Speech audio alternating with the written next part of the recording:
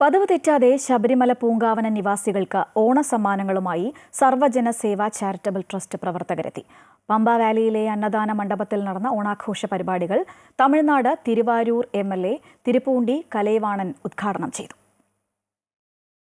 പതിറ്റാണ്ടുകളായി അയ്യപ്പ സേവനവും ശബരിമല പൂങ്കാവനത്തിലെ ആദിവാസി വിഭാഗങ്ങളുടെ ഉന്നമനവും ലക്ഷ്യമാക്കി പമ്പാവാലി കേന്ദ്രമാക്കി പ്രവർത്തിക്കുന്ന സർവജന സേവാ ചാരിറ്റബിൾ ട്രസ്റ്റ് പ്രവർത്തകർ പതിവ് തെറ്റിക്കാതെ ഈ ഓണക്കാലത്തും പമ്പാവാലിയിലെ ആദിവാസി ഊരുകളിൽ താമസിക്കുന്നവർക്ക് ഓണസമ്മാനങ്ങളുമായി എത്തിച്ചേർന്നു.